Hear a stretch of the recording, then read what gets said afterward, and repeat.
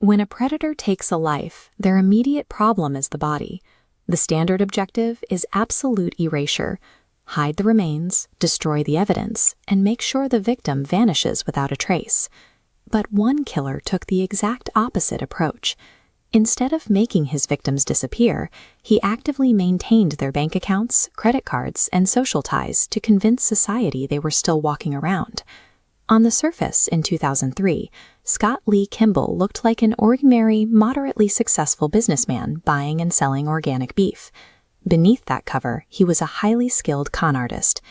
Kimball had spent years mastering check fraud and document forgery, building a very specific set of skills that allowed him to manufacture entirely fabricated financial realities.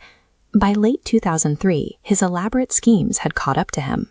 Kimball was staring down a mountain of severe felony fraud charges across 4 different Western states, and heavy prison time was completely unavoidable. Desperate to stay out of a cell, he played his final card. He approached federal authorities and offered them exclusive access to the inner workings of elite white-collar crime rings. The FBI took the deal. They shielded him from prosecution for his past schemes, effectively wiping his slate clean, and put him on the active federal payroll as a confidential informant. A career fraudster had successfully scammed the United States justice system, turning the very people meant to lock him away into his personal bodyguards and financiers. Over the next year, Kimball tested the boundaries of his new arrangement. He realized that as long as he fed the Bureau financial intel, local police couldn't touch him.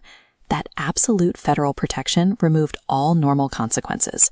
Operating inside that vacuum of accountability, his crimes mutated from passing bad checks to hunting human beings. The primary risk of murder is the sudden absence of the victim. When someone suddenly stops calling home or paying rent, families file missing persons reports, and police start knocking on doors. Kimball solved this logistical problem by applying his white-collar expertise to his violent crimes. He used his elite forgery skills to mask the sudden disappearance of the people he killed. It became a perfectly sealed, self-sustaining loop. The dead provided fresh identities and assets for him to steal, while his financial theft created the exact paper trail needed to prove the victims were still alive. Immediately following a lethal strike, Kimball executed a precise series of steps to completely hijack the victim's existence. He first targeted their primary checking accounts, quietly rerouting their existing wealth into his own pockets without triggering fraud alerts. Then he physically traveled across state lines, swiping their stolen credit cards at gas stations and motels to generate a documented, undeniable geographic footprint of a living, traveling person. When families started asking questions, he drafted forged letters and legal documents, mimicking his victims' signatures to assure loved ones that they had simply moved away to start fresh. By exploiting the fragmented, unlinked digital infrastructure of the early 2000s, Kimball juggled multiple phantom identities simultaneously from a single keyboard. The illusion held. To the banks and the families, these individuals were alive and spending money. And to the FBI, Kimball was just a highly productive informant earning his keep. The financial mirage finally collapsed when local detectives began noticing discrepancies in the forged documents, slowly tracing a scattered trail of bad checks back to Kimball's doorstep. When they cross-referenced his activities, they uncovered a horrifying timeline. Kimball committed the entirety of his first year of murders while actively collecting a paycheck from the federal government.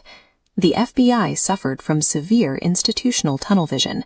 Handlers were so narrowly focused on the valuable financial intelligence he was delivering that they completely missed the physical violence happening right under their noses. By employing a known criminal to catch other criminals, bureaucratic blinders unwittingly funded and directly enabled a serial killer. Authorities have definitively proven that Kimball murdered 4 people, using his elite forgery skills to perfectly mask their deaths for years, but that number only reflects the cases where the paper trail broke. Investigators tracing his geographic movements and financial anomalies suspect his actual victim count could be as high as 21. When our existence is primarily defined by the data we leave behind, a perfectly forged ledger is the ultimate alibi.